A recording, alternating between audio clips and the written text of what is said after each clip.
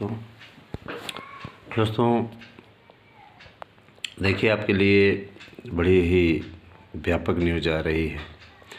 आज के पेपर में भी दिया हुआ है कि दूसरे राज्यों की एजेंसियां करेंगी उत्तर पुस्तिकाओं का मूल्यांकन। देखिए, चयन बोर्ड के गठन वाली जो प्रक्रिया है लगभग कंप्लीट हो चुकी है, तो और इसमें जो तथ्य निकल कर के सामने आए हैं ज़रा सा उसको हम बताना चाहेंगे। इसके बाद हम आपके को एक बम्पर भर्ती के बारे में बताएंगे। पूरी वीडियो देखिएगा। निश्चित रूप से सबके लिए यह खबर अच्छी है, क्योंकि देखिए एलटी का फॉर्म हम भी भरते हैं। एलटी का प्रवक्ता बनना हमारा भी सपना है, तो हम भी मेहनत कर रहे हैं, आप लोग भी कीजिए। और रही बात यह कि देखिए, जो नौकरी मिली हुई है इसमें कहीं न कहीं कुछ समय के पश्चात प्रवक्ता में के पद पे हम स्वयं ही प्रमोट हो जाएंगे, कोई दिक्कत नहीं है। लेकिन अभी बहरहाल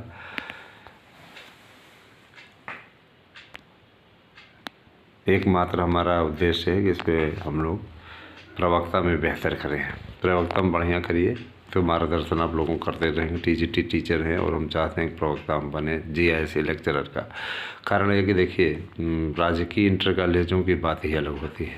तो देखिए, हम पूरी न्यूज पढ़ते हैं। नए शिक्षा सेवा चयन आयोग के गठन के बाद याद रखिएगा, अमर उजाला में पढ़ लीजिए। आयोग की परीक्षाओं के लिए OMR सीट की छपाई और उत्तर पुस्तिकाओं के मूल्यांकन की जिम्मेदारी उत्तर प्रदेश की किसी भी एजेंसी को नहीं दी जाएगी।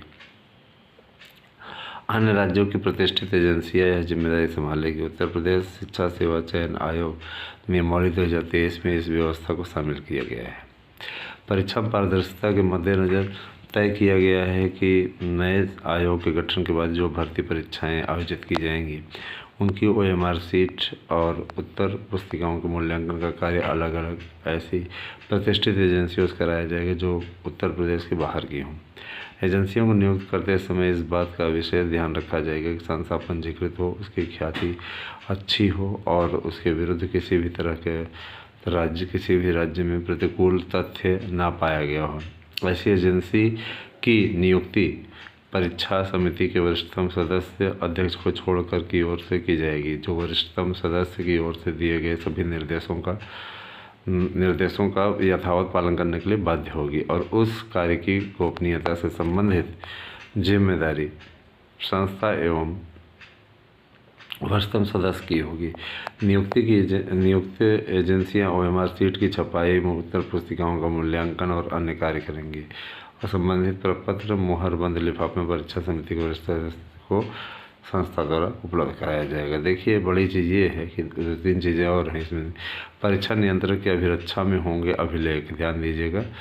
नियमावली में प्रावधान किया गया है कि परीक्षाओं से संबंधित सभी संविदाएँ है ना लिखित रूप से होंगी और समस्त दस्तावेज एवं परीक्षा संबंधी अभिलेख परीक्षा नियंत्रक के वैयक्तिक अभिरक्षा में रखे जाएंगे। अच्छा, फिर कहते हैं जैसा कि लोक सेवा आयोग में होता है, इससे पूर्व उच्चतर शिक्षा सेवा आयोग की माध्यमिक शिक्षा सेवा चयन बोर्ड में परीक्षा नियंत्रक का पद नहीं था। चलिए, परीक्षा नियंत्रक का पद तो ठीक है, लेकिन दोनों ही भर्ती संस्थाओं को नए आयोग में समाहित किए जाने के बाद शिक्षा सेवा चयन बोर्ड शिक्षा सेवा चयन आयोग में परीक्षा नियंत्रक पद सृजित किया गया है। नियमों में अगर संदेह है तो आयोग का निर्णय अंतिम। नियमावली में किसी प्रकार के नियमों में विशेष रूप से कोई व्यवस्था नहीं दी गई है। उन प्रकरणों पर आयोग जैसा उचित समझे कार्रवाई कर सकता है। अगर नियमों की व्याख्या करने के बारे में कोई संदेह उत्पन्न होता है तो आयोग की ओर से की गई व्याख्या अंतिम होगी। समझ रहे हैं ना? माने कुल मिला के अगर नियमों में कोई विवाद होता है तो आयोग जो कहेगा वही माना जाएगा। अच्छा, एक बात और दोस्तों, देखिए, बीएड को सम्मिलित करने के लिए कल विधेयक पेश किया जाना था, लेकिन चूँकि संसद में आपको मालूम है कि 2-3 उचक्के कूद गए जिनकी आदत ही है इन सब तरीक़ों की, है ना, इन सब तरीक़ों में अपनी पब्लिसिटी दिखाने की, तो कूद गए थे, जिसके चलते संसद में ये बिल नहीं पास हो पाया और नहीं हो पाया। कल तो पूरा दिन गहमा-गहमी रही, सांसदों की एकजुटता देखने में मिली। जो सांसद हमारे आपके सामने लड़ते हैं वह सांसद किस प्रकार से वहाँ पर नौटंकी करते नजर आए, वो तो आपने देखा ही होगा। वैसे नौटंकीबाज कूदे भी थे। और सबसे बड़ी चीज़ ये कि वो 13 तारीख को जो संसद में, पुरानी वाली संसद में बरसी थी, उस दिन आतंकवादी घुसते घुसते रह गए थे, उसी तारीख को इन्होंने चुना। तो अगर ये देखा जाए तो कहीं ना कहीं इनकी विचारधारा, इनकी जो सोच थी वो टेररिस्ट की ही थी। तो मैं अपने चैनल के माध्यम से मांग करता हूँ कि इनके खिलाफ़ कड़ी कार्रवाई की जाए, ठीक है, क्योंकि इन्होंने संसदीय लोकतंत्र को दागदार करने का प्रयास किया है। और इनके पास विरोध करने के लिए मिर्ची बम इत्यादि था। बताइए किस प्रकार की चीज़ें कर रहे थे। इनके खिलाफ़ कड़ी कार्रवाई की जानी चाहिए, मैं तो सीधा सीधा मांग करता हूँ। और साथ ही साथ ये भी कहना चाहूँगा कि ऐसे लोग 101% जाहिल हैं और जाहिल ही रहेंगे, ठीक है। ऐसे लोगों को कभी भी सद्बुद्धि नहीं आएगी कि नहीं, इनका तो लोकतंत्र का मजाक उड़ाने के लिए ही जाने जाते हैं, ठीक है। तो ऐसे जाहिलों को कड़ी से कड़ी सज़ा मिलनी चाहिए, ऐसी मेरी मांग है।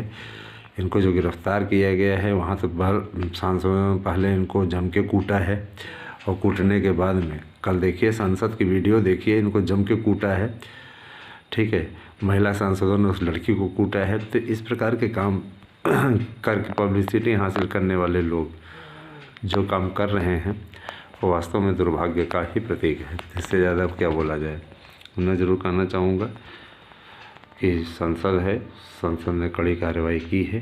और सबसे बड़ी चीज़ ये कि देखिए दोस्तों, इसीलिए की है ताकि भाई संसद की सेफ्टी बनी रहे। और जानते ही नेता बहुत डरपोक टाइप के होते हैं न, जनता नेता बड़े डरपोक टाइप के होते हैं। इस प्रकार का काम किया उन्होंने। बहरहाल दोस्तों, आप लोगों से मेरा अनुरोध है, मेरी भांजी कल रात में एक्सपायर हो गई, बहुत ही बड़ा दुर्भाग्य है।